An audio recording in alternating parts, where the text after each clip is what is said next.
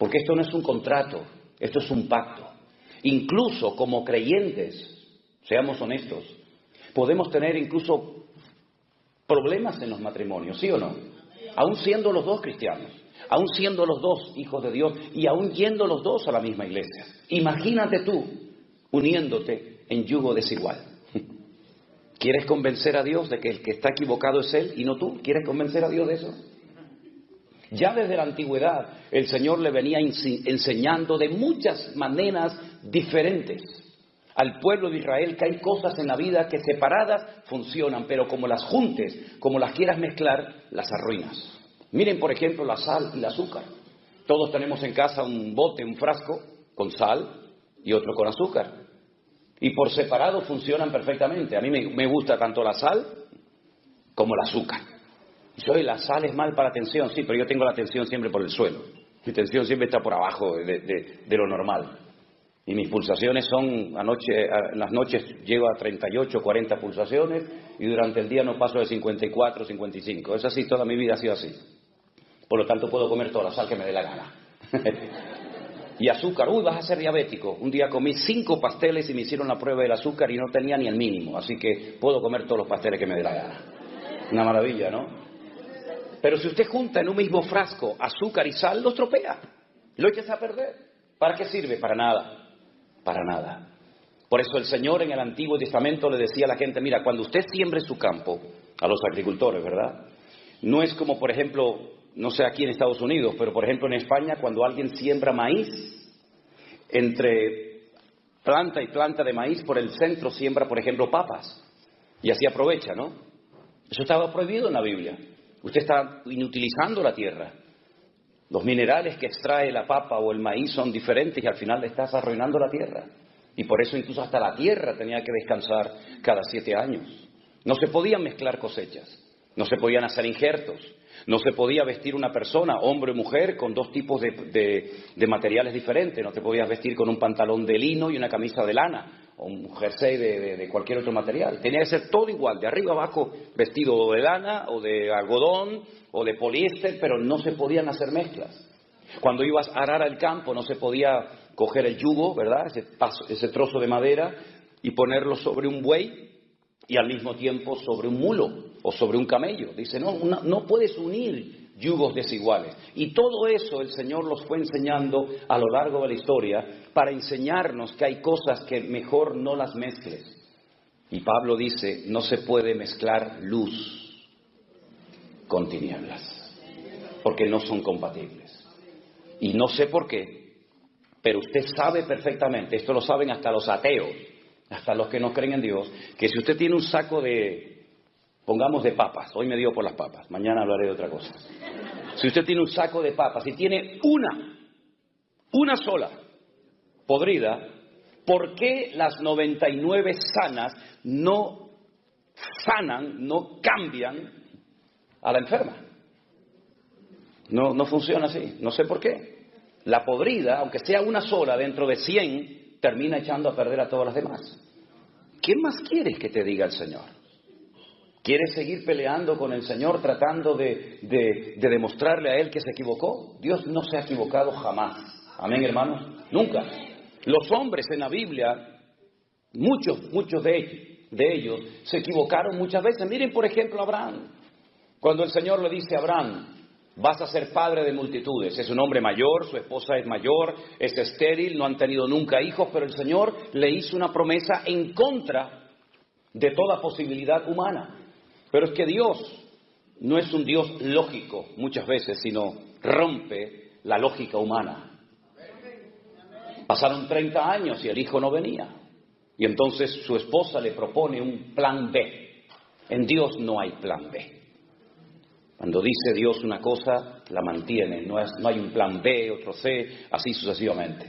La esposa le propone que tenga relaciones con una criada que la trajeron de Egipto. Fíjate, se fueron de Egipto, pero Egipto se metió en la casa.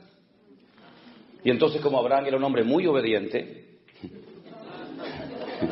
le dijo a su esposa, sí, mi amor, lo que tú digas. Y mantuvo relaciones con Agar. Se casó con el enemigo. Apostó por el caballo perdedor. Nació un hijo Ismael. Abraham estaba loco con su hijo, pero Dios le dijo, este no es el plan que yo te dije a ti. Yo te dije a ti que ibas a ser padre con tu legítima esposa y no con esto que no sé de dónde lo han sacado ustedes. Hasta el día de hoy, créanme, hasta el día de hoy seguimos teniendo problemas por aquella mala decisión que tomó Abraham en la antigüedad. Hasta el día de hoy el mundo está de rodillas y más que estará, porque los descendientes de este Pere Adán, como lo llaman en hebreo, no Adán Pere, no hombre salvaje, sino salvaje hombre, que estará contra todos y todos contra él, hasta el día de hoy las naciones de la tierra, incluida esta nación también, se tienen que postrar ante rodillas ante esta gente por una mala decisión del patriarca Abraham. ¿Te das cuenta? Un gran hombre de Dios, el padre de la fe, el amigo de Dios, se precipitó, tomó una decisión equivocada y repito, hasta el día de hoy estamos viviendo el mundo las consecuencias de una mala decisión. ¿Te das cuenta? David se equivocó, se enamoró, se encaprichó de la mujer equivocada. Mira que tenía todas las que él quisiera, aunque no estaba permitido, pero bueno. Se enamoró de una mujer casada, miró por la ventana, sacó los prismáticos y no había quien lo moviera de ahí arriba. Le dicen, es casada esta mujer, no puede robarle la única esposa que tiene, uno de tus hombres más fieles. Pero él no hizo caso, él hizo un abuso de su autoridad como rey. Él abusó de su poder como monarca y la manda a llamar, mantiene relaciones con ellas y todos conocemos la historia. El que sea rey no significa que podía hacer lo que le daba la gana. El que seas pastor no significa que puedes hacer lo que te dé la gana. Hay unas normas, hay unas fronteras espirituales, hay unos principios que tenemos que respetar. Y David se los saltó todos. Y durante un año aparentemente nadie se había dado cuenta, o si se habían dado cuenta, nadie se atrevía a decirle al rey, rey, ¿qué ha hecho usted? Betsabé era mujer de Urías, de uno de tus guardas personales, un hombre que ha librado 1000 batallas, un hombre que se ha jugado la vida por ti y por el reino. Y no solamente esto, sino que viendo que la había dejado embarazada y su marido estaba en el campo de batalla, y ya me dirás a mí cómo se va a quedar embarazada una mujer cuando el marido está a 1000 kilómetros de la casa, por telepatía, ¿no? Pues, David dice, bueno, no hay problema, lo eliminamos. Como dice el refrán, matando al perro, matamos la rabia. Mató a Urías, se frotó las manos y dijo, wow, a disfrutar de la vida. Me salí con la mía, me salió el plan redondo. Le robé la mujer, maté al marido, me la llevo a mi casa y aquí no ha pasado nada. Al año, lo que pasó desapercibido ante los ojos de Dios, de los hombres aparentemente, no pasó desapercibido ante los ojos del Señor. Y el profeta Natán llegó y le dijo, tú eres ese hombre, después de aquella historia, ¿verdad?, que todos conocemos. ¿Te das cuenta cómo tarde o temprano la vida te va a pasar la factura? ¿Y qué necesidad tienes de pagar lo que tú no rompiste o lo que sí rompiste? Por eso piensa bien lo que vas a hacer, lo que estás haciendo con tu vida. Porque repito, más vale llorar una semana, un mes, que llorar toda tu vida. Hay mujeres, hay hombres que han quedado tocados para toda su vida por una mala decisión. Créeme, es así. Han quedado heridos, han quedado lastimados con su herida abierta y después de años todavía aún no se han logrado recuperar. El Señor, cuando nos da una orden en su palabra, no es para que lo pases mal, al contrario, es para evitarte sufrimientos innecesarios, porque ya tenemos bastante con los sufrimientos necesarios que tenemos que pasar, como para meternos en líos y en enredos y sufrir por lo que nunca teníamos que haber sufrido. Hay batallas en la vida que tendremos que pelear. ¿Amén, hermanos? Hay batallas que tendremos que pelear. Pablo decía, yo he peleado la buena batalla, no la mala. Hay batallas en las que mejor no te metas, porque puedes terminar perdiendo tu vida o arrastrando a tus hijos, arrastrando a tus amigos y familiares al terreno equivocado. David iba a las batallas que el Señor le decía que fuera y obtenía victorias porque eran las batallas de Dios. Y él iba con el respaldo y el favor de Dios. Pero Jonatán, su íntimo amigo, fue un día a una batalla que nunca tenía que haber ido, jamás. Porque él sabía perfectamente que él no tenía que apoyar más a su padre, porque ya ni siquiera Dios lo apoyaba. ¿Y por qué voy a apoyar? ¿Por qué voy a respaldar, incluso hasta con mi presencia, algo donde Dios ya no está? Dios le dijo al profeta Samuel, no ores más por él. Lo he desechado, no me sirve. Es un desobediente de pies a cabeza.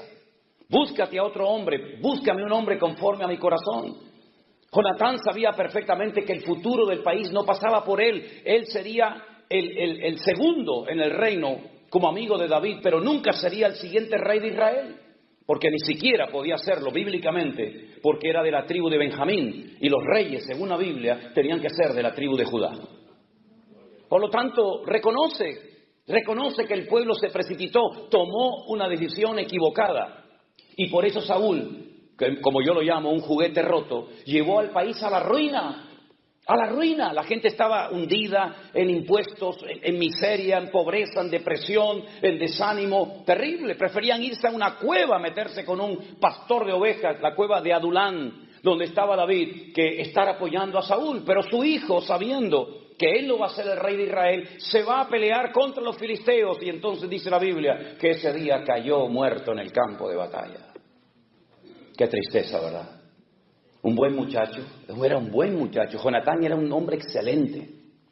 David llegó a amarlo y a respetarlo tanto que llegó a decir algo que los degenerados, los impuros, tuercen. Como dice la Biblia, que los inconversos tuercen las escrituras para su perdición. David, cuando se entera de que ha caído en el campo de batalla su íntimo amigo Jonatán, llora a gritos. Se rasga las vestiduras y dice: Jonatán, Jonatán, amigo mío, que tu amor me fue más dulce que el de las mujeres. Lloró por su amigo Jonatán porque murió en un lugar equivocado, apoyando a alguien que nunca tenía que haber apoyado, ni siquiera juntarse con él. Y murió por pelear una mala batalla. Pero David nunca cayó en el campo de batalla porque peleaba las buenas batallas donde Dios le decía que tenía que estar. ¿Qué batallas tú estás librando como hombre? ¿Qué batalla tú estás librando como mujer, como madre, como hijo, como esposa? ¿Qué batalla estás librando? ¿Es una batalla buena? ¿Es una batalla necesaria por la cual tienes que pasar? Bueno, gloria a Dios. Dios te va a dar la fortaleza. Él es tu pronto auxilio en las tribulaciones. Por tanto, no temeré lo que me pueda hacer el hombre. Aunque un ejército acampe contra mí, no temerá mi corazón, porque tú eres mi luz y mi salvación. Caerán a mi lado 1000, 10.000 a mi diestra, mas a mí no llegará. En esas buenas batallas puedes contar con el favor y el respaldo de Dios. Pero en las malas batallas, donde tú te has metido por tu mala cabeza, por no haber consultado previamente con el Señor, puedes llegar a terminar perdiendo lo más valioso que tienes, tu alma, la vida eterna. ¿Y de qué sirve que ganes todo el dinero y todo el oro del mundo si pierdes tu alma? La Biblia llama al hombre que perdió su alma necio. Porque es un necio una persona que hipoteca su vida espiritual por una noche de placer. Es un necio una persona que cree que por pecar esa noche y salir con la suya, e incluso llevarle la contraria a Dios, sabiendo que está desobedeciendo al Señor, va a ser bendecido. Jamás el desobediente será bendecido por Dios. Nunca. Nunca. El desobediente, dice la Biblia, que Dios lo compara con un espiritista. Una persona que consulta los espíritus, entra en el mundo tenebroso de las tinieblas para manipularlo y ponérsela a su favor. Dice la desobediencia es como pecado de adivinación. Se lo dijo el Señor a través de Samuel al rey Saúl. Porque el desobediente es un manipulador, siempre tiene una respuesta, siempre tiene una excusa. Sí, pero, bueno, hay pecados peores, mamá. En la iglesia hay muchos hipócritas. Y por eso, como hay muchos hipócritas en la iglesia, ¿tú tienes licencia para pecar? Como le dijo el Señor a Job, ¿me vas a condenar a mí para justificarte tú? Claro que hay pecados peores que los que podemos cometer en la vida, pero tú no tienes que rendirle cuentas por nadie delante de Dios, sino cuidar tu vida, porque solamente tienes una. Y lo más importante de la vida, ¿sabes lo que es? La vida. Eso es lo más importante, la vida que tienes. Aprovéchala y viértela en las cosas del Señor antes de que vengan los días malos, dice la palabra de Dios, y no tengas en ellos contentamiento. Y en vez de haber muerto en paz diciendo como aquel gran varón de Dios, he peleado la buena batalla, aleluya, he acabado la carrera, he guardado la fe. Terminar tus días amargado, frustrado, solo, ¿verdad? ¿Qué necesidad tienes de hipotecar tu futuro? Porque ahora tal vez no estás poniendo a Dios en primer lugar en tu vida. Dios no es un añadido más. Tengo esto y también tengo a Dios. No. Dios tiene que ser el centro de nuestras vidas. Tiene que ser la base y fundamento de nuestro hogar. Tiene que ser lo más importante en la vida, porque podrás tener muchas cosas, pero separados de mí, dijo el Señor, nada podrás hacer. Serás un hombre de éxito en los negocios, en empresas, en lo que tú quieras. Sin Dios eres un pobre desgraciado. A una iglesia entera, no a un individuo, no a una persona, sino a una iglesia entera, le dijo el Señor, pobres, ciegos, desnudos, miserables y desventurados. Jamás tales calificativos había utilizado el Señor para dirigirse a nadie, ni siquiera a su pueblo Israel. Sin embargo, esa iglesia, que era la última mencionada en la Biblia, la iglesia de la Odisea, fíjate lo que ellos decían. Fíjate, escucha. No tenemos necesidad de nada. Nos hemos enriquecido. Y el Señor le dice, ¿cómo? ¿Que no tenéis necesidad de nada? ¿Estáis ciegos? Miserables. Compren colirio, que es como metafóricamente, compren algo, la fe que les va a producir ese cambio, esa transformación de la mente para que puedan ver la situación miserable en la que se encuentran. Es terrible, ¿verdad? Hay distintos niveles en el pecado. Y uno de los últimos eslabones de la cadena del desorden personal es la ceguera espiritual. Como decimos, ya ni siente ni padece. Tiene la conciencia cauterizada. Lo que antes le conmovía, ahora ni lo inmuta. La palabra que antes lo quebrantaba y le hacía llorar, como tiene su entendimiento entenebrecido, como se ha acostumbrado a pecar, su alma ha perdido la sensibilidad y es capaz de venir a un culto y estar pensando en lo que va a hacer dentro de un rato y volver a pecar otra vez. Porque son las distintas etapas, los distintos niveles de endurecimiento del alma. Y eso le ha pasado a mucha gente a lo largo de la historia, que incluso veían la gloria de Dios, veían milagros tremendos, únicos e irrepetibles, como por ejemplo los vio Faraón. Pero dice que él endureció su corazón. Y el Señor le dijo, ¿quieres endurecer tu corazón? Pues yo ahora te voy a ayudar, te lo voy a endurecer 4 veces más. Y ya ni siquiera viendo milagros, ni siquiera viendo un río convertido en sangre, ni un mar abierto, ni nada, ya no era capaz de reaccionar porque endureció tanto su alma, se apartó tanto del camino de la verdad, que ya no había marcha atrás, ya no había retroceso, ya no había posibilidad de cambio. Y nadie pasa de la noche a la mañana de ser un buen cristiano, de ser un buen hijo de Dios, a este nivel que estoy hablando, pero es un proceso, hermanos. Denle importancia a las cosas pequeñas en su vida también, ¿saben? Denle importancia. ¿Saben estos árboles gigantes que ustedes tienen por aquí, por California, estas secoyas?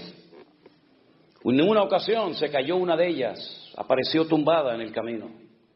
Y la gente dijo, ¿qué ha pasado con este árbol milenario? Este árbol que ha sido el orgullo de toda esta comarca. Y la gente venía de todas partes del mundo a sacarse fotografías. Ayer no hubo tormenta, no hubo un viento huracanado, no hubieron rayos, relámpagos, sino, ¿qué pasó? La gente se preguntaba. Bueno, vinieron unos expertos y extrajeron trozos de madera de su interior. Y cuando los analizaron en el laboratorio, llegaron a la siguiente conclusión. El árbol por fuera parecía muy lindo, pero el árbol por dentro estaba podrido. Las termitas habían hecho su trabajo y lo habían comido y comido y comido y comido. No se veía el problema interno que tenía. Por fuera era todo fachada y apariencia, hasta que una mañana cayó. Guarda tu corazón, porque de él fluye la vida. Guarda tus ojos, y si te son tropiezo, arráncatelos. Mejor es entrar sin ojos al reino de Dios que bajar al infierno con tus 2 ojos viendo perfectamente. Guarda tu mente, guarda tus manos, guarda tus pies. Haz pacto con tus ojos.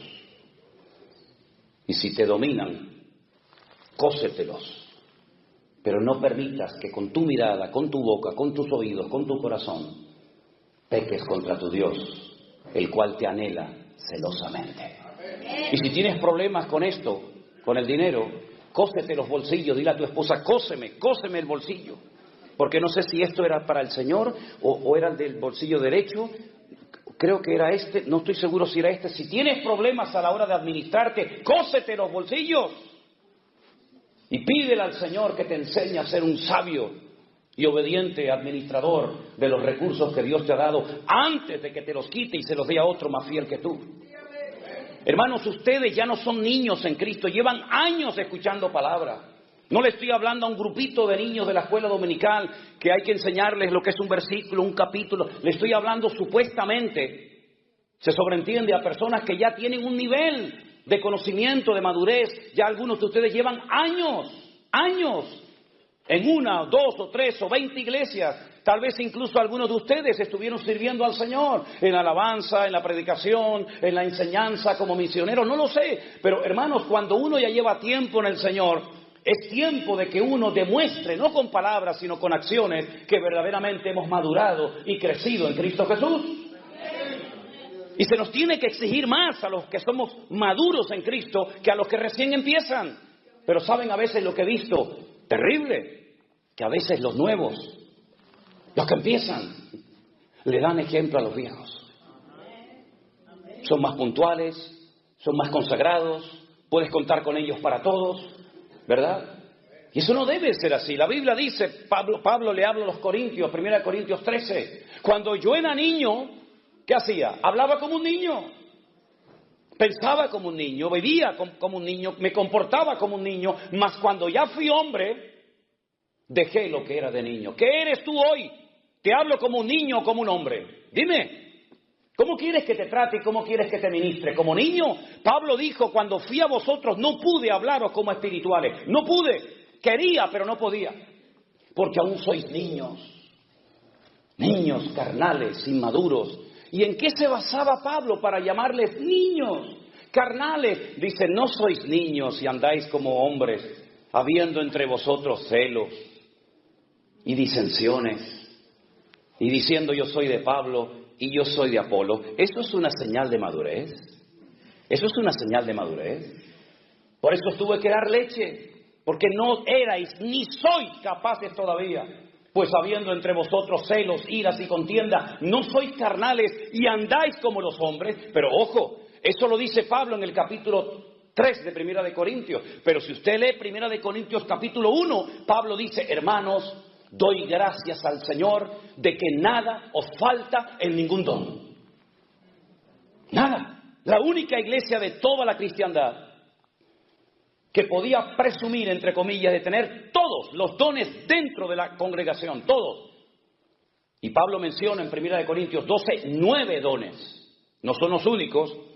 Hay otra lista en Romanos 12, que usted tiene que leerla también. Pero en 1 Corintios él menciona 9 dones, clasificados en 3 grupos diferentes. Dones de poder, dones de expresión, dones de revelación.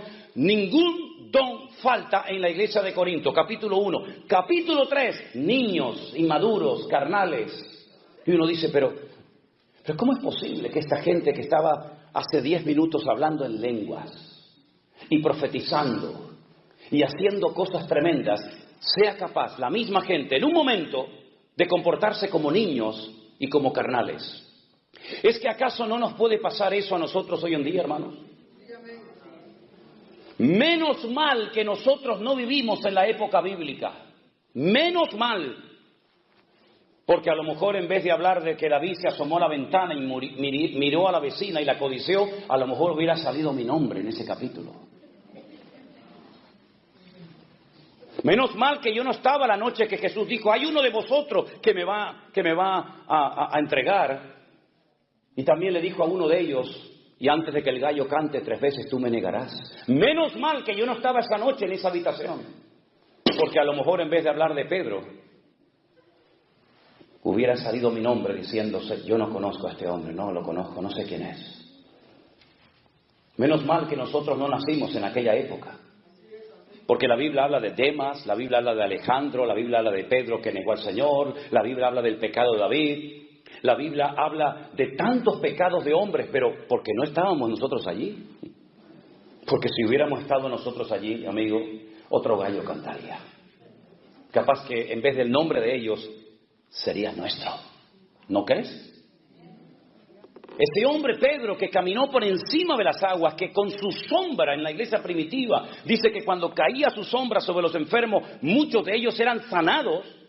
Ese mismo hombre, cuando el Señor en el norte de Israel, donde tú estuviste, Jeremías, en Banias, en Cesarea de Filipo, pregunta al Señor, ¿quién dicen los hombres que soy yo? Todos mantuvieron el más absoluto silencio. Nadie era capaz de decir, tú eres esta persona para mí. Todavía como que no lo tenían muy claro. Entonces comenzaron a decir, bueno, por ahí algunos dicen, comentan, que tú puedes ser Elías el profeta. Como los judíos estaban esperando a Elías, pues puede ser que este fuera el Elías que esperábamos. Algunos piensan que tú eres Juan el Bautista, que ha resucitado de entre los muertos y como que se te ha metido aquí dentro. Y otros piensan que eres Jeremías o algún profeta. Y entonces Jesús dice, ¿y yo para vosotros quién soy? Todos guardaron silencio. ¿Hubiéramos respondido nosotros? ¿O también hubiéramos mantenido el silencio? Solamente uno se atrevió a decir, y no porque lo había aprendido en la sinagoga, sino porque fue en ese momento una inspiración, una revelación que le vino de lo alto y dijo, tú eres para mí el Cristo, el Mashiach, el ungido, el Hijo del Dios viviente. Y el Señor le dijo, bienaventurado eres, Simón, Pedro, porque esto que acabas de decir no te lo reveló sangre ni carne, sino mi Padre que está en los cielos. Ahora ha hablado mi Padre a través de tus labios. ¿Cuántos dicen amén? Espera, no aplaudas todavía. Espera, ahora viene la segunda parte. Ok, ya sabes quién soy, ¿no? Sabes quién soy, el Mesías, el Hijo del Dios viviente. Conocerás las Escrituras, ¿no? Vamos a subir a Jerusalén y voy a ser desechado y crucificado por los hombres. Y comienza a relatar todos los sufrimientos y toda la humillación que va a experimentar. Y lo tienes que saber porque tú sabes quién soy yo. En el momento en el que Pedro, que seguramente infló el pecho como el pavo real, mira lo que me acaba de decir el Señor, en el momento en el que Pedro se entera que van a matar a su Señor, que van a crucificar a su Maestro, automáticamente el mismo Pedro, recién felicitado por el Señor, recién alabado por el Señor, públicamente dice, no, aguanta, no, de ninguna manera. ¿Cómo que te van a matar? Y yo que he dejado mi casa, mis barcas, mis redes, mi familia, mis amigos, yo que le he hablado a mis vecinos de que he encontrado al camino, a la verdad, a la vida, al autor de la vida, al consumador de la fe, yo que me la he jugado por ti, de ninguna manera, en absoluto. Yo no voy a permitir que te lleven a la cruz. Y el mismo Señor Jesucristo que recién lo acababa de alabar, ahora dice, apártate de mí, Satanás. Aplaude ahora si quieres. Ay, amigo. Satanás lo llamó en público. Imagínense si yo en esta mañana a uno de ustedes cuando me dice algo le digo, apártate de mí, Satanás. Se acabó mi ministerio en San Francisco. Este hombre no tiene amor. Si a veces digo 4 cosas y la gente dice, uy, qué duro habla, y se asustan como si fuera un coco. Imagínate si le dijera a alguno de ustedes, apártate de mí, Satanás. Imagínense. Pues lo tuvo que oír. El mismo hombre que fue utilizado para alabar al Señor, para reconocer públicamente quién era, el mismo personaje ahora le dice, hablando Satanás por sus labios, no vayas a la cruz a morir. ¿Saben lo que le está diciendo? Si no hay cruz, no hay gloria. Si no hay cruz, no hay perdón de pecado. Si no hay cruz, no hay resurrección de los muertos. Si no hay cruz, no hay segunda venida. Si no hay cruz, no hay milenio. Si no hay cruz, no hay nueva Jerusalén. Si no hay cruz, no hay nada. Por lo tanto, ¿sabes lo que estás diciendo? Estás impidiendo que más de 150 profecías se cumplan, Pedro. Estás frenando la palabra. Estás haciendo una piedra de tropiezo en la historia bíblica, en la revelación profética. ¿Sabes lo que significa que yo no vaya a la cruz a morir? Y entonces, ¿cómo queda la humanidad? Ya no hay posibilidad de salvación, no hay nadie en el cielo, ni en la tierra, ni aún debajo de la tierra, que pueda morir por ustedes, no hay otro, solamente soy yo. Si yo no muero por ustedes, tú te vas al infierno de cabeza. Y los que murieron esperando salvación se van a condenar eternamente. Y los que nazcan en las próximas generaciones. This also forces us to study, to prepare ourselves to deepen in the sacred scriptures, for at this time that we have called the online pastor, as you know well, we are able to give biblical answers to those doubts, to those questions that you ask us. It is not that we know everything, but I repeat, has something very positive, that it forces us to investigate, to depth, and study the scriptures. And today we have received, during these last days, we have received questions that are very interested from your part. We are going to see how far we can go, and we are going to pray, to ask for wisdom to the Lord. And that for everything we respond, and all the time that we are together, we can learn. I'll give you a little advice that I give to you. How good could it be if you had a paper and a pencil at your hand, so you can write down verses, you can write down certain things that may come in handy after the end of this program for you to review notes that you have taken, because I think it's very difficult to remember everything that is going to be shared this afternoon. So I'm going to give you some time so that while I'm speaking for a few minutes, you can look for a paper and pencil or a notebook and write down the answers to the questions or the biblical text or things that are going to be more interesting or appropriate, so you can review later on. This is the moment, this is the day that God has given to us for us to study His Word, so we can get closer to Him. And that is why we are going to ask the Lord for Him to give us wisdom from above, so that together we can learn many things from our God. And above all, pay close attention now. It's not the time to say hello. It's not the time for you while I'm speaking to be talking and asking and commenting on things between you now. It's the time to listen, to pay attention. And later at the end, if you want, you can say goodbye, you can send me greetings, those little hearts, those thumbs up that you like so much. But I think that now is the time to pay attention. I think now is the time to stop writing, stop commenting, and focus on pay a close attention to what the Lord has prepared for each one of us today. So let's pray, brothers.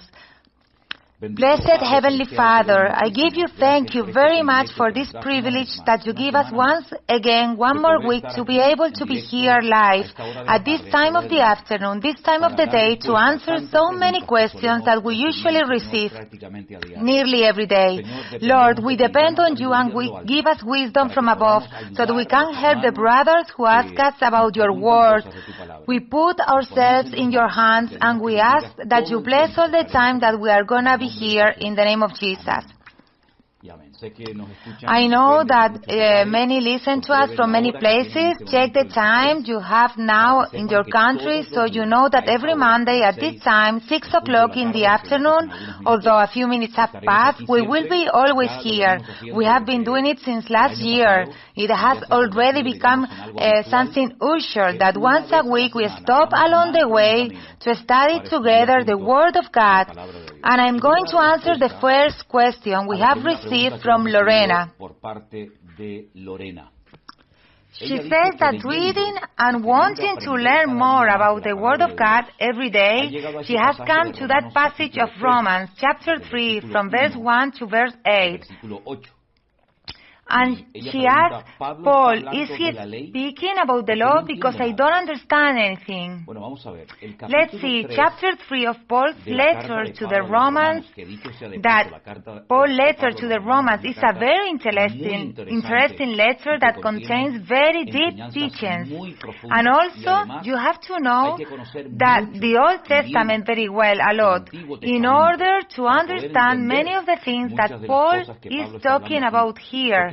Because the recipients, although the letter is called Paul's letter to the Romans, he was actually writing to the Jews of the Church of Rome. Most of the brothers who congregated in that congregation were Jews. Many of them say, some commentators, that they had been converted to Jesus during the day of Pentecost. in Jerusalem. Therefore, they were very knowledgeable of the Holy Scriptures. They knew perfectly the Scriptures of the Old Testament. And that is why Paul touched topics that unless the Old Testament is known very well, it will be very difficult to understand certain things, because it speaks of characters, one of them Abraham, and others, that if you don't know the life, the trajectory of these great men of God, then it's going to be difficult to understand what Paul is trying to share. Chapter 3 of Paul's letters to the Romans is embedded, if I may use that expression, in another chapter, chapter 2.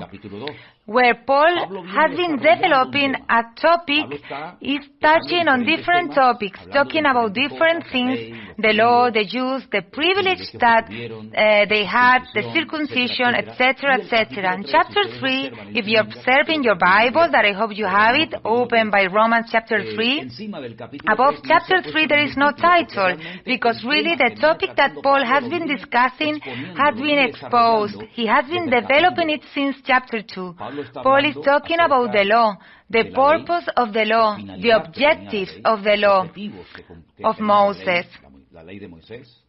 And he's touching on different topics. For example, one of the things that he talks about is about circumcision, the true circumcision, not the one made in the flesh, but the hard one.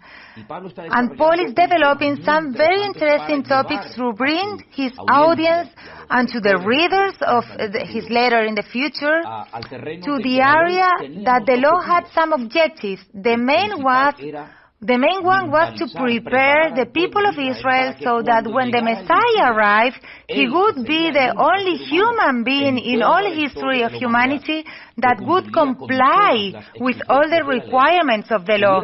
They could recognize that the law was not a goal or an objective to reach, but a means to reach Jesus. Because the law, the Torah, which are the 5 first books of the Bible, Genesis, Leviticus, Exodus, Numbers, without Jesus is empty. Where the law points, what is the objective of the law is to bring us to Jesus. That is the objective. That is like the final station of the law. All the sacrifices, the tabernacle, all they received during the period in the desert, all that points to Jesus. Nobody could fulfill the law because it is a perfect law, a law that expresses the heart of God for that moment for the people of Israel. And the law, I repeat, was not a goal, it was a means to achieve some objectives. Now, you say that you don't understand what Paul is dealing with here. Well, I just say you have to know the Old Testament very well in order to understand what Paul is developing in that passage. For example, when he says in the chapter 3, verse 1, what advantage does the Jew have, or who takes our advantage of circumcision? So there are 2 questions. In any case, first, certainly because the Word of God has been entrusted to them who received the Word of God. The Philistines, the Jebusites, the Ammonites, they did not receive it. It was the people of Israel. And they preserved it. They passed it on from generation to generation. And we will be eternally grateful to the people of Israel because they received the word and transmitted it, and it has survived to this world day. And thank God that we also have the blessing and privilege of being able to read it in our main language. Then he says, because some of them have been incredulous. If they had the word practically from the cradle they are hearing, how at the moment of truth, when they should have recognized Christ as the true Messiah, they did not, instead of a false Messiah? How come they did not believe? And then Paul says, his disbelief has made God's fidelity null? Not at all. Not any attitude on the part of human beings, wherever he is a Jew, or does not nullify the fidelity of God. God will continue to be God with Israel or without Israel, with church or without church. I have said many times, it may sound strong, but it's like this. God does not need us at all. We, Him, We do need Him for everything. As separated from Him, we are nothing. He without us remains God, because He has been God and will remain God for eternity. Before the foundation, before the existence of Israel, before the existence of the church, therefore God does not need anything nor anyone. He is self-sufficient, which is really what means the name Shaddai. He does not need anything nor anyone. It's true that some Jews, although they knew the law, although they knew the prophecies, they did not recognize Jesus as the Messiah, but not all of them. Sometimes it's exaggerated when it is said that the Jews rejected the Lord. Not at all, because the first Christians, the first followers of Jesus were Jews. The pastors, the apostles, those that spread the gospel, they were Jews. So that all that people of Israel rejected Jesus, that's not true. Part of the people of Israel rejected Jesus, most of them religious. But we have, for example, very important characters, like Paul, that some they don't like it, because logically he was a Jewish rabbi, an expert in the Torah, an expert in the law, and that he converts to a Jewish rabbi, and that he tells the Jews that that they have to convert and follow Jesus. So many don't like this, because they keep on wanting to keep the law, because they forget that the objective of the law is Jesus. The law does not lead us to Jesus. That's the pure reality. The Christian does not have to return to the law, but the one who is unique and exclusively in the strict compliance with the law has to go to Jesus. Therefore, this chapter 3, I repeat, is within chapter 2. That has been developing the issue of the law, the issue of the privilege that the people of Israel had, but privilege that made them responsible, because whom much is given, you know that the Bible says that many will also be demanded. Therefore, the Jew has many privileges and so many miracles. They can say they were God's chosen people, but some serve Him very little or nothing, because all the privileges are useless if you walk at the time of the truth, when you have to accept and follow and obey Jesus, you do not follow Him. So, as the Bible says, if you don't have the Son, you don't have the Father. And the one that has the Father has to have the Son. So, the objective of the Paul's letter to the Romans is to bring the recipients to the immense of, or most of them, to know that the objective of the law is that we recognize and we know Jesus as the true Messiah. That is the priority objective of the law. Everything else, the rest is secondary. Something very important also, without the New Testament, the law is empty. It is as you plant a seed and a tree grows, but it never ends bearing fruit. The fruit that produces all of that is the church, the Gentiles converting to the God of Israel, and also being light to the nations. That is a fundamental objective of all history, miracles, and actions and performance of God in what we call the Old Testament. If you want, we will advance, because there are other questions that will also take us a while to develop. A sister who asks or wants to know what Jeremiah 31st, verse 22 means. Let's go and read Jeremiah chapter 31, verse 30. Verse 22. ¿Hasta cuándo andarás errante? Says the word of God. Till when will you be wandering, O daughter, with your more? Because Jehovah will create a new thing on earth. And says, the woman will surround the man. I imagine what called you, or do you want to know, is the meaning of that phrase that says that women will surround the man. I go back to say something similar to what I just said with Romans chapter 3. The prophet, chapter 31st of Prophet Jeremiah starts the development of everything that is trying to explain and share the prophet Jeremiah, and it starts from chapter 30.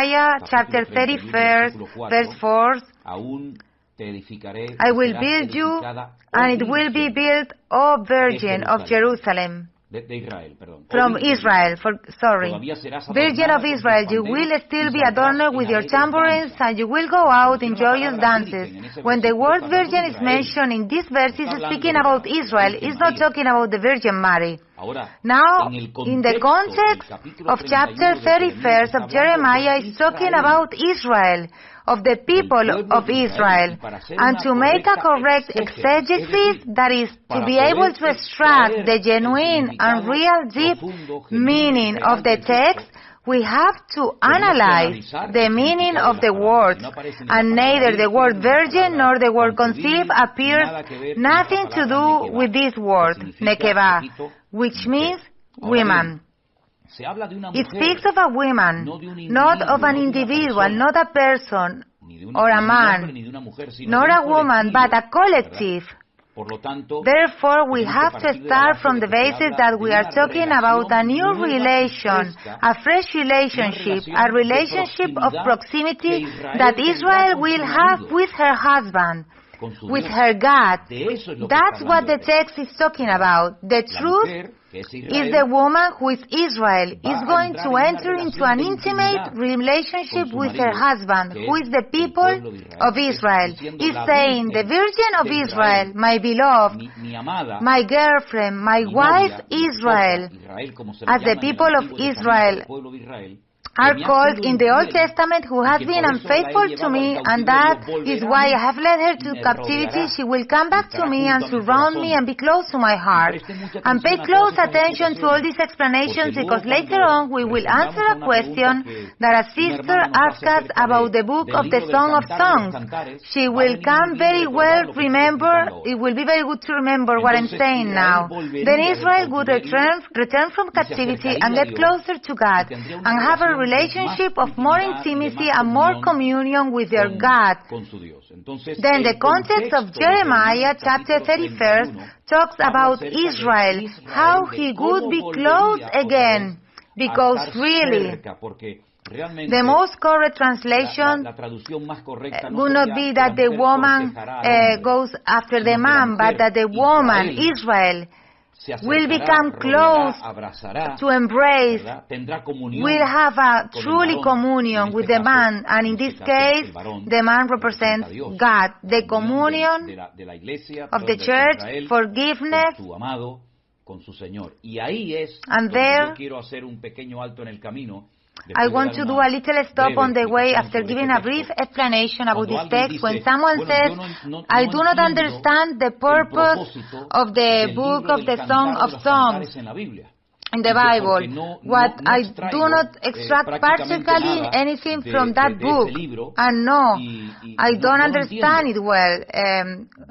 Well, the fact that you do not understand the objective from the book of the Song of Songs in the Bible does not mean that the book, the Song of Songs, does not have to be in the Bible. The book of the Song of Songs is a real relationship that existed between King Solomon and a woman with whom he was madly in love.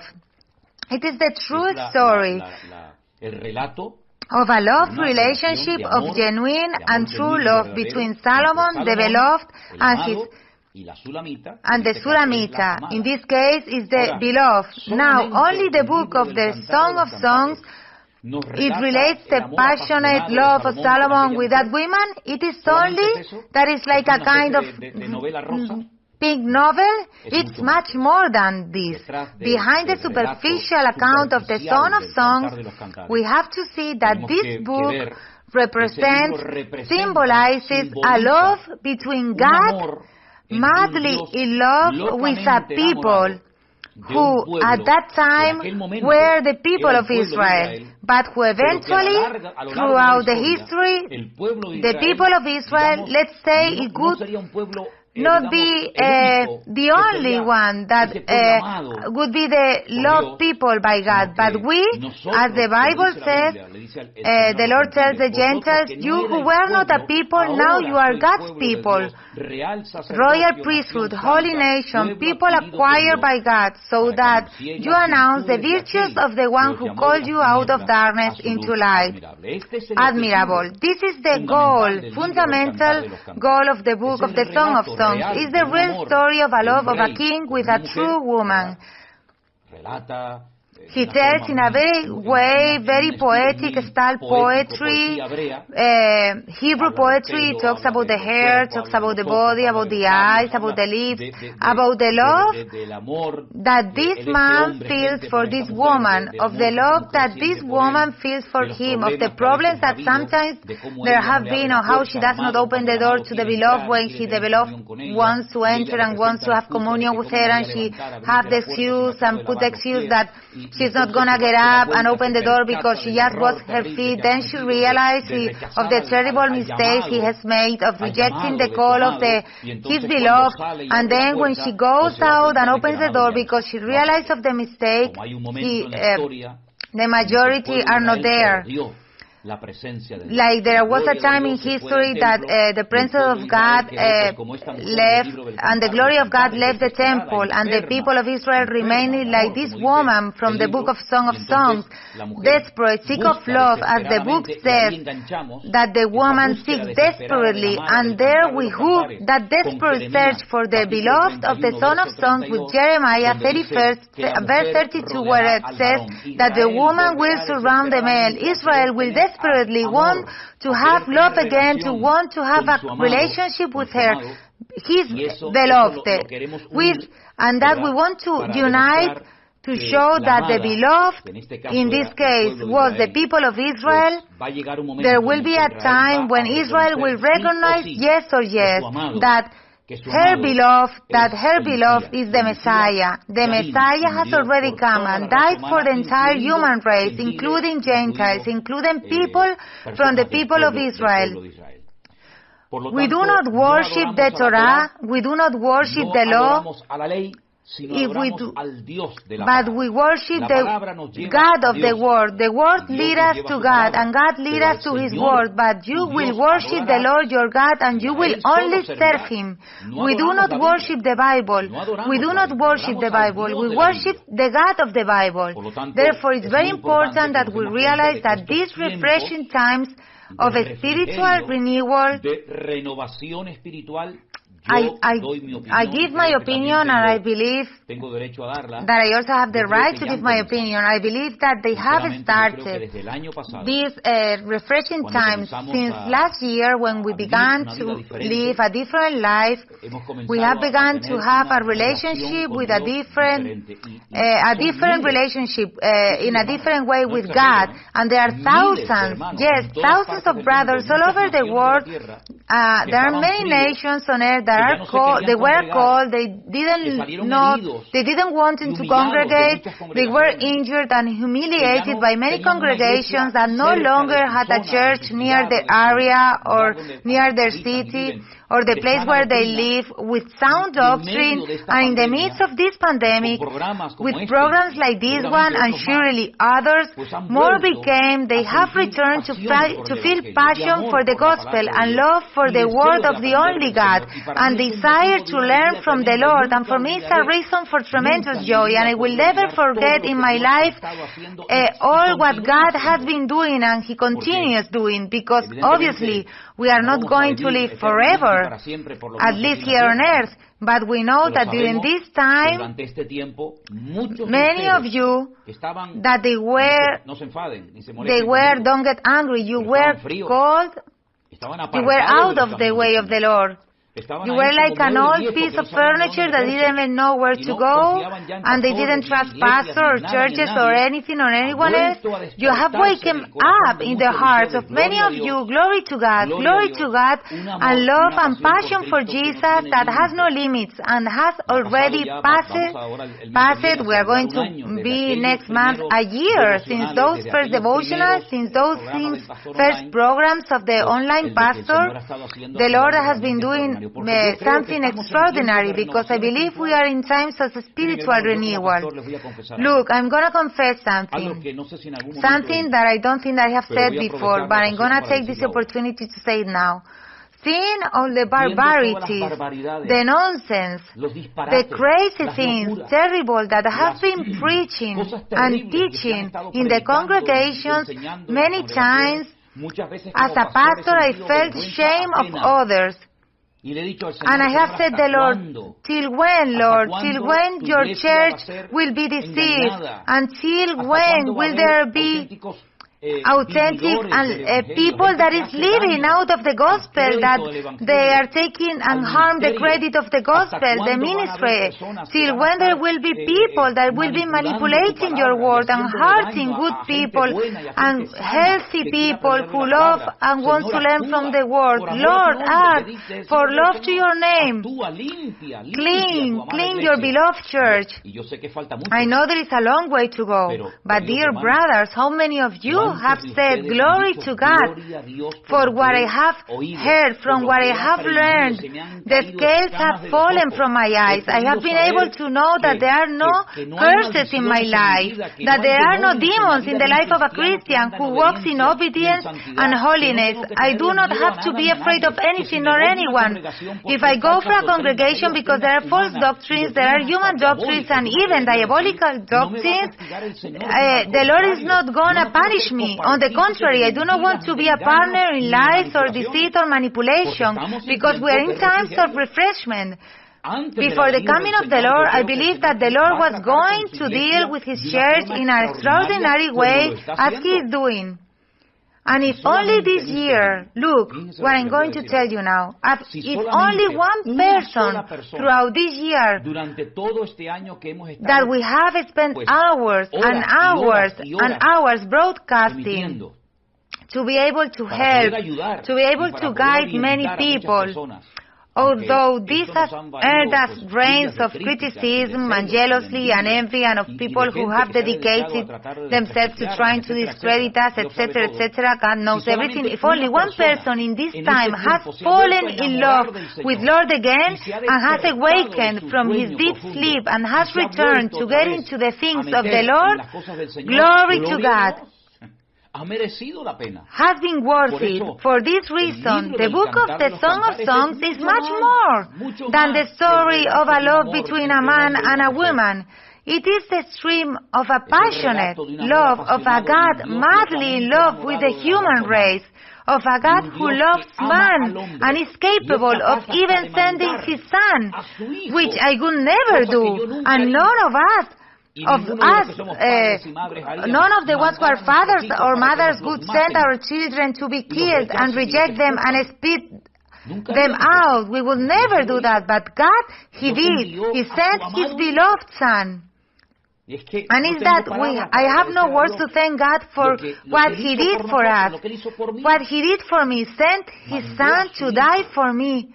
It's something we cannot understand. I believe there is not a preacher in the world who will be able in a message or in 1,000 sermons to explain the love of God. The love of God is something that has captivated us, something that has transformed us forever, that God sent His Son to die for me, to die for my sins. I should have died, but not Him. But He said, no, I'm going to take your place. I'm going to spill my blood that you don't have to shed a single drop of yours. Look, a few days ago, with some scissors, I cut myself, I cut my finger, and a lot of blood came out. Until then, it stopped. And blood is something that to many people it produces like nervousness, and some faint when they see blood. Imagine the blood of Jesus Christ poured out on the cross for our sins. It's something that there is no sermon, there is no preacher who can explain this. It's something immeasurable. It's something really, really great. This is why the sister who asked, I don't understand, I don't know what purpose the book of the Song of Songs have.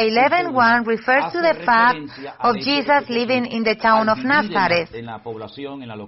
So it would would be called Nazarene. But there are no other prophecies, there are no other prophets that support that Matthew is saying here in this would be the explanation.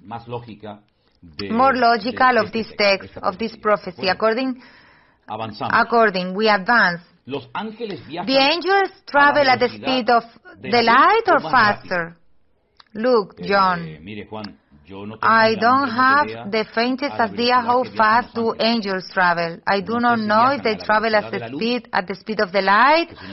If I'm not mistaken, I think they are 350,000 kilometers per second, or faster or slower. I have no the remotest idea. In fact, honestly, I have never asked myself, worried or wondered how fast angels travel.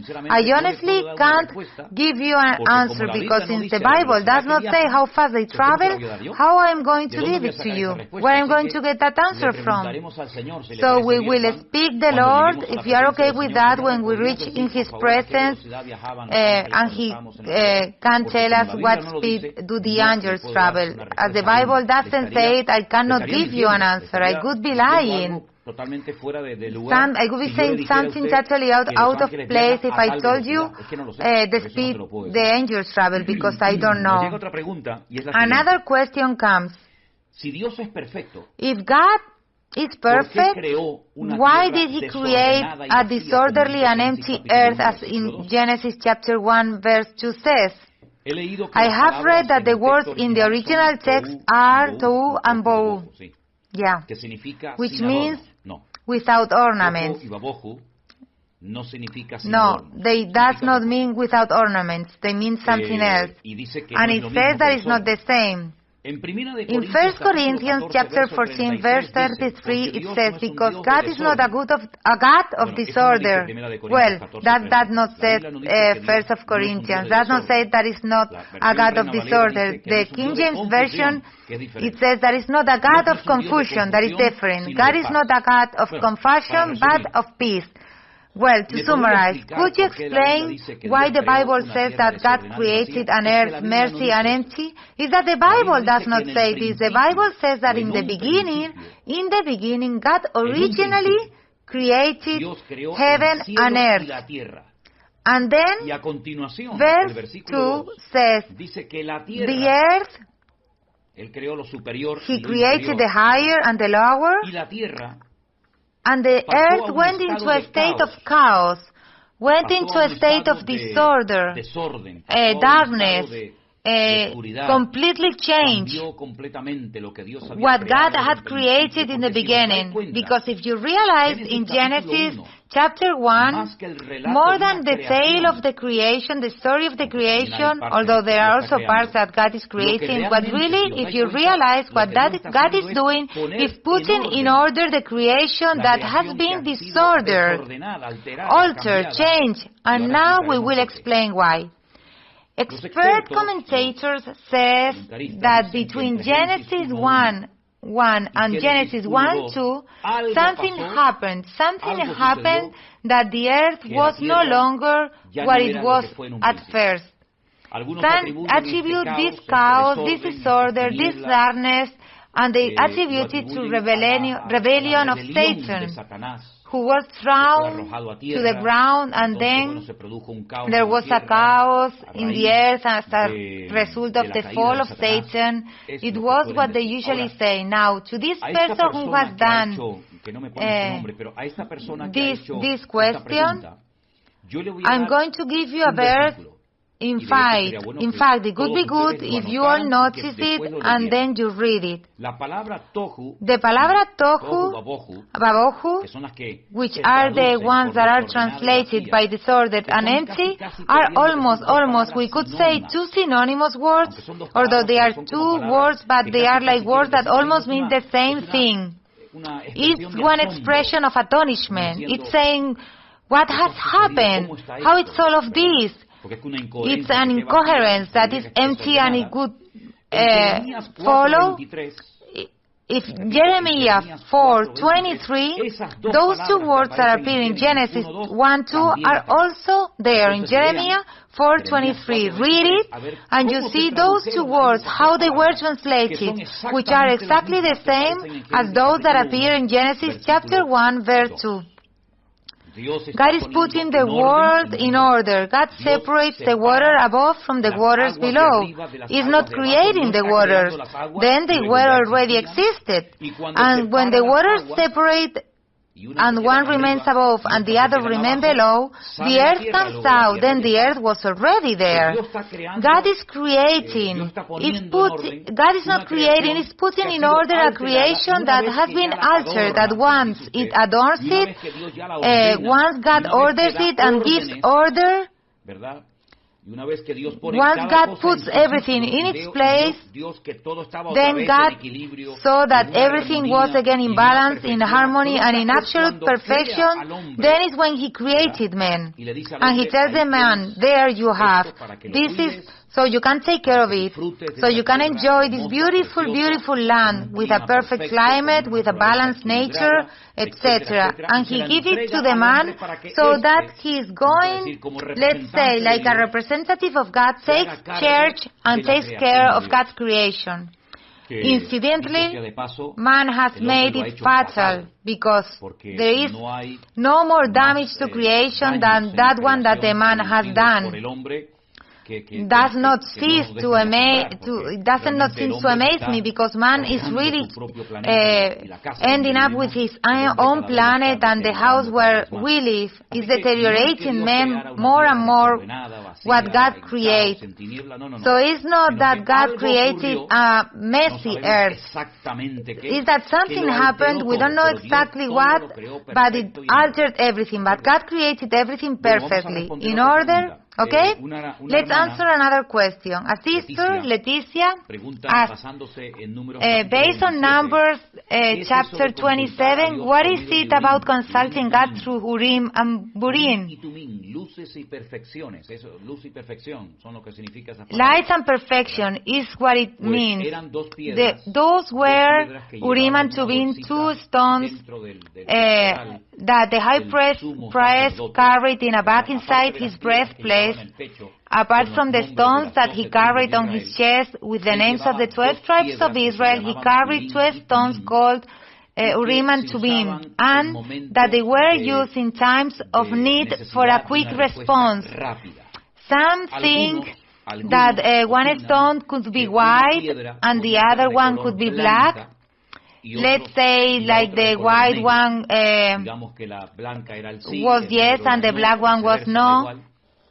So when you had to consult God for a quick answer, there was no time to pray for a long time, there was no time to fast, there was no time to wait because the enemy could come upon us and the tragedy come. They consulted with Urim and Tubim, those two stones that represented yes and no, to get a quick answer from God. That is what it's these two stones. Also, others say that these stones lifted up and reflected the letters of the alphabet, of the 22 letters of the Hebrew alphabet, but that could be another something, another thing. The position of Satan in Apocalypse, in the Gospels, to what the Bible tells us about Satan, how we enter the presence of God, in the book of Job has radically changed. That is to say, in the book of Job, the Lord Jesus still had not died on the cross, He had not risen, therefore the position of Satan, his situation, his freedom, in quotes, in that times had nothing to do in those times. Let's say once Jesus defeated him on the cross of Calvary with a death wound from which he will never recover, Satan has lost all his privilege, and that access that he has fallen, is a defeated being, is a being that enjoys conditional freedom, but is a being that is totally defeated. And the victory of Jesus, the Lord has delegated us to us in such way that we are no longer victims of the enemy or his station, we are not victims of his machinations or of his tricks, because now the one who is in us is greater than the enemy, and therefore you are totally defeated. He is totally defeated and defeated. He is like a lion, a kind of hungry, rolling lion looking for someone to devour, but he's a bitter being, he's a frustrated being, he's wandering being without family, without friends, without nothing that he knows. He is condemned to death and has nothing, and he has nothing to do, and he cannot destroy the Lord's church. Jesus Christ conquered Satan with a death wound, and he will never recover from it. Therefore, the position of Satan today is completely different from the position he had and the privilege before the crucifixion and the death of our Lord Jesus Christ. A question that a brother does to us, Joseph, when a charismatic Catholic talks about his change due to the renewal that the Holy Spirit has given him, really, who is acting in this charismatic Catholic? Good. I believe that is the Holy Spirit. He can work in Catholic charismatics and in good evangelicals and Pentecostals and Baptists and all kind of people. I believe the Holy Spirit does not have any limitation. When he's saying, oops, I cannot touch the heart of this atheist because he's an atheist, or I cannot convince of sin, nor I can act in the life of this man because it turns out that he's a charismatic Catholic, he's an evangelical Baptist, he's a Pentecostal evangelical. I believe that these limitations we have invented us. If a Christian, or if, like you say, a charismatic Catholic says that the Holy Spirit has renewed it, well, because the Bible says something very important, that by its fruits you will know them. I can say what I want, but by their fruits, let's see what fruits they have, what changes, what he says has changed him and has transformed. We cannot say because he's a charismatic Catholic, God cannot work in his life. No, we cannot say that. Let's not talk like this, because we are talking without realizing from a platform of arrogance and pride, believing that as evangelical Christians God cannot deal with Catholics or atheists. See if the Lord has shown us something at this time since March of last year until today, is that God has broken many schemes. I do not say thousands because it's probably exaggerated, but many Catholics, sincere, have reached the conviction of the truth. And I see many Catholics who have truly become stronger and with clearer and more radical ideas to serve God than many who call themselves evangelical Christians. So that since I'm an evangelical Christian, it seems like I have the monopoly, I have the exclusivity of the Holy Spirit, and this man, he says he's a charismatic or a Catholic. Well, then we are going to see the change that has taken place in that evangelical Christian. I'm going to make this question. All evangelical Christians are giving good testimony in the world? I thank God that I converted many years ago. But today, with the bad testimony that many Christians have given and do, including people who call themselves servants of God, I would never convert in life. But rather, I would be getting vaccinated against the gospel. Therefore, let's remove our titles. We are going to take off the labels, and we are going to allow the Holy Spirit to work in those He wants, as He wants, and when He wants. Automatically, when a Catholic charismatic who says that the Holy Spirit is transforming him, so what, the Lord cannot do it? Who told you that the Lord cannot act and change and transform a charismatic Catholic? cannot convert, cannot change, cannot leave idolatry, cannot stop worshipping images. No dan testimonio, claro, no dan testimonio. ¿Quién no dan testimonio? Don't give testimony. Who doesn't give testimony? The Catholics, the evangelicals, or the human being? Because when it comes to giving testimony, it's not about being one thing or the other. It's about that as children of God, we have to give testimony. And I tell you something, my dear brothers, many are those who are truly converting to the Lord and are coming out of idolatry and are coming out of darkness and are setting an example to many religious, because in the evangelical world is full of religious. Brothers, believe me, there is a tremendous religiosity. That spirit of religious that I speak in, if I speak in tongues, I give tithes, I do this, I do the other. There is a spirit of religiosity which I call a spirit of pride, a spirit of pride that makes us feel superior to others. That is a terrible thing. I have a friend that I said, he said to me, I'm a charismatic, I got a friend that tells me I'm a Catholic charismatic and Holy Spirit is renewing me. Glory to God. Let's keep renewing you, but not you only, but also me. Or is that we don't need to be renewed every day by the Holy Spirit? Of course. Well, I'm going to see if there's any more questions, and if not, then we will conclude this round of questions. For today, I see that I have answered all the questions that they have given to me today. Surely more will arise during the week, and as always I will do my best to be next Monday here at 6 o'clock Canary Island time.